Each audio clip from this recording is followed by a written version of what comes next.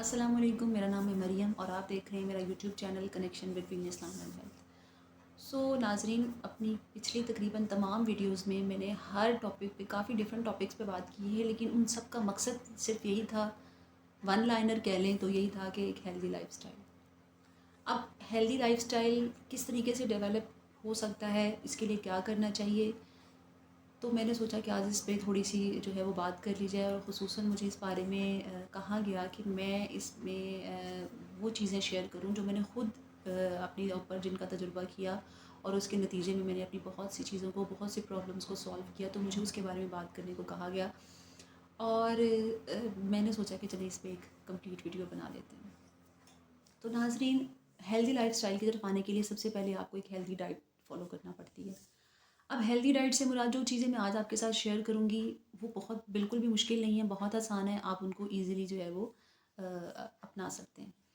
अब healthy diet में मैं ना तो आपसे कीटो डाइट शेयर करूँगी, ना ही आपको जीएम डाइट का मशवरा दूँगी, ना ही आपको क्रैश डाइट पे जाने का कहूँगी। कोई ऐसी फ़जूल डाइट मैं आपको जो है वो अपनाने के लिए नहीं कहूँगी, बल्कि एक सिंपल जो आपके घर में चीज़ें हैं, जो आप घर में इस्तेमाल करते हैं, उनके साथ आप एक हेल्दी लाइफस्टाइल, एक हेल्दी डाइट जो है वो कैसे ले सकते हैं और इसका क्या तरीक़ेकार है। अच्छा जी, इन सब से पहले मैं आपको 2 चीज़ें जो हैं वो बड़े अच्छे तरीके से ज़रा समझा दूँ। ये है कि आप अपने आप को तैयार करें। पहली बात तो ये है कि आप अपने माइंड को प्रिपेयर करें कि सबसे पहले जो आपका वेट लॉस जो होना शुरू होता है वो यहाँ से होता है। ठीक है? मतलब ये नहीं कि दिमाग की चर्बी जाने लग जाती है। मकसद ये है कि आपको किसी भी काम के लिए अपने दिमाग को पहले प्रेप करना पड़ता है कि आपका माइंड जो है वो तैयार हो जाए। अच्छा जी, दूसरी बात ये है कि जो तरीका मैं अब आपके साथ शेयर करूँगी उसमें आपकी सोशल लाइफ थोड़ी सी डिस्टर्ब हो जाएगी, क्योंकि ये सर्दियों का मौसम है और आजकल जो है वो शादियाँ भी बहुत ज़्यादा हैं। और शादियों का मकसद, शादियाँ जब होती हैं तो फिर उसका मकसद, उसका मेन जो उसमें जो चीज़ हमें देखने को मिलती है कि लोग ज़्यादातर शादियों में सिर्फ खाने के लिए जाते हैं कि शादियों का खाना, तो हमें उसको भी थोड़ा सा करना है, क्योंकि शादियाँ मोस्टली रात के वक्त होती हैं। तो मैं जो आपसे तरीका शेयर करने लगी हूँ उसमें आपके लिए ये थोड़ा मुश्किल हो जाएगा, इसलिए आप अपने आप को तैयार कर लें, या इस डाइट को, इस तरीके को, हेल्दी लाइफस्टाइल को जो है वो स्टार्ट करने से पहले फिर आप जो थोड़ी बहुत शादियाँ अटेंड करनी है वो कर लें, उसके बाद फिर आप इसको जो है वो फॉलो करें। अच्छा जी, सबसे पहली चीज़ कि आपने अपने खाने पीने के औकात को, अपने खाने पीने की टाइमिंग को सेट करना है। आजकल एक चीज़ है जिसके बारे में बहुत ज़्यादा बात होती है, इंटरमिटेंट फास्टिंग। इंटरमिटेंट फास्टिंग पे मैंने बहुत सी वीडियोस देखी भी हैं, फिर मैंने उसको अपनी ज़ात पे इम्प्लीमेंट भी किया, तो मैंने देखा कि इसके बहुत से फ़वाइद हैं। इसके बारे में कंप्लीट आपको बताने से पहले मैं इसके फ़वाइद का आपसे ज़िक्र करूँ कि इसके फ़वाइद इंतहा से ज़्यादा हैं। आपका वेट लॉस होता है, ठीक है? वेट लॉस नहीं, फ़ैट लॉस होता है। सबसे पहले फ़ैट लॉस होना शुरू हो जाता है आपका, ठीक है? इन्फ्लेमेशन जो आपकी बॉडी पे होती है वो ख़त्म होने लग जाती है, आप एक्टिव रहने लग जाते हैं, आपकी इम्यूनिटी जो है वो बूस्ट हो जाती है, आप कम से कम बीमार होने लग जाते हैं। जब आपकी इम्यूनिटी जो है वो अच्छी होती है तो फिर उसका असर ये होता है कि जो सीज़नल डिजीज़ होती हैं, यानी कि जो मौसमियाती बीमारियाँ होती हैं, वो आप पे बहुत कम असर करती हैं, क्योंकि आपकी इम्यूनिटी जो है वो स्ट्रॉन्ग होती है, ठीक है? इसके अलावा ये है कि आपकी जो जेनेटिक में जो आप जेनेटिक जो आपकी डिज़ीज़ हैं, लाइक डायबिटीज़ हो गई और ब्लड प्रेशर हो गया, या कुछ भी ऐसी कॉमन डिजीज़ जो हैं, जो अगर आपको जेनेटिकली भी वो अगर मिली हैं या मिलने वाली हैं, तो आप उनको भी प्रिवेंट कर सकते हैं, आप उनसे भी जो है वो अपने आप को बचा सकते हैं। और अगर आप इसमें हो गए हैं, अगर आपको ये बीमारियाँ हो चुकी हैं, तो आप इनको भी जो है वो क्योर कर सकते हैं, रिवर्स कर सकते हैं, बल्कि इस तरीके से।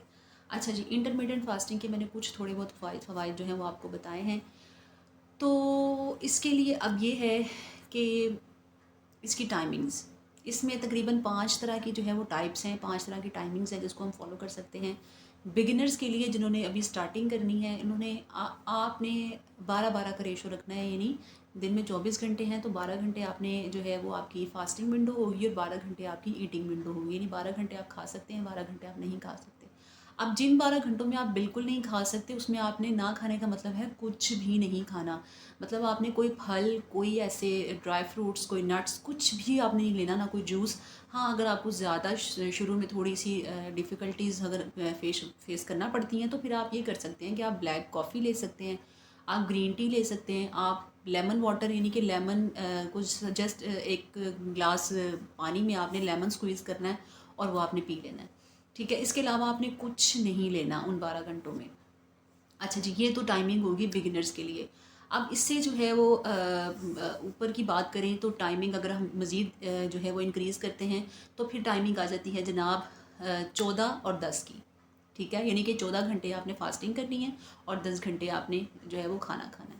टाइमिंग आप अपने हिसाब से सेट करें, जो टाइम आपके लिए सूटेबल है। बस इस टाइम को कि आपने अगर आपने 14 घंटे नहीं खाना तो इसका मतलब है कि 14 घंटे नहीं खाना और आपने वही 14 घंटे जो है वो चूज़ करने हैं जो कि आप इजीली जिनको जो है वो कर सकते हैं। अच्छा, 14 घंटे और 10 घंटे के बाद अब आपका तीसरी जो फॉर्म इसकी आ जाती है वो आ जाती है जनाब कि आपके 16 और 8 घंटे, यानी कि 16 घंटे की आपकी जो है वो फास्टिंग विंडो होगी और 8 घंटे की आपकी ईटिंग विंडो होगी। और ये मेरे लिए मोस्ट फेवरेट है कि मुझे ये सबसे ज़्यादा सूट करती है। हर बॉडी टाइप डिफरेंट होती है तो इस वजह से देखना पड़ता है कि आपको क्या सूट कर रहा है। तो लेकिन मेरे लिए पर्सनली मेरा एक्सपीरियंस ये है कि मुझे 16/8 डाइट जो है ये मुझे बहुत जो है वो सूट करती है। उसके बाद आ जाती है 16/8 के बाद आ जाती है जनाब कितनी, हाँ, 20 और 4, यानी आपने 20 घंटे जो है वो आपने नहीं खाना और 4 घंटे खाना है। ये थोड़ा सा मुश्किल हो जाता है ख़ास तौर पे घरेलू ख़वातीन के लिए कि जिन्होंने बहुत से काम करने होते हैं, जिनके ऊपर बहुत सी जिम्मेदारियाँ होती हैं, तो वो बेचारियाँ सिर्फ 4 घंटे खाएंगी तो ये थोड़ा मुश्किल हो सकता है उनके लिए। लेकिन ये चीज़ जो है वो उनकी ये भी एक फॉर्म है। अच्छा, उसके अलावा एक और जो लास्ट वाला इसका है वो है जी 1 मील अ डे। आपने दिन में सिर्फ एक टाइम खाना खाना है, एक दफ़ा खा के उसके बाद आपने नहीं खाना। ठीक है, ये भी थोड़ा सा मुश्किल है, घरेलू ख़वातीन के लिए थोड़ी प्रॉब्लम हो सकती है। तो जनाब ये थी टाइमिंग। इसमें आप जो आपकी ईटिंग विंडो है इसमें आप सब कुछ खाएं। ये नहीं कि चावल नहीं खाने, ये नहीं कि गोश्त नहीं खाना, ये नहीं कि पराठा नहीं खाना, आप हर चीज़ खाएं। लेकिन आहिस्ता आहिस्ता आप नोटिस करेंगे जैसे जैसे आप का टाइमिंग जो है वो आपकी ज़्यादा होती जाएगी, जैसे जैसे आप की फास्टिंग विंडो जो है वो बढ़ती जाएगी तो आपका जो हंगर हार्मोन है वो सप्रेस होने लग जाएगा। वो आपको तंग नहीं करेगा, आपको ज़्यादा भूख लगनी ख़त्म हो जाएगी। और जिस वक्त ये सारी गेम जो है ये तकरीबन 1 महीने की है कि 1 महीने के अंदर अंदर आप आदी हो जाएंगे। और ये वीडियो स्पेशल उन लोगों के लिए जो ये कहते हैं कि जी सर्दी जब हमारा वेट नहीं जाता और अगर जाता है तो फिर फ़ौरन वापस आ जाता है या कुछ अरसे बाद वापस आ जाता है। लेकिन ये जो मैंने आपको डाइट बताई है ये कंप्लीट लाइफस्टाइल है, आपने इसको अडॉप्ट करना है और फिर आप देखिएगा कि आपकी हैबिट बन जाएगी, आपकी रूटीन बन जाएगी, आपसे फिर खाया ही नहीं जाएगा। अगर आपकी आदत आपने ये बना ली है कि आपने रात को 8 बजे के बाद या 7 बजे के बाद कुछ नहीं खाना, आखिरी आपने मील अपना 7-8 बजे ले लेना है, तो यकीन करें कि आप जब 1 महीना इस चीज़ को फॉलो करेंगे तो उसके बाद आपका दिल ही नहीं करेगा 8 बजे के बाद कुछ खाने को, आपको भूख ही नहीं लगेगी उसके बाद।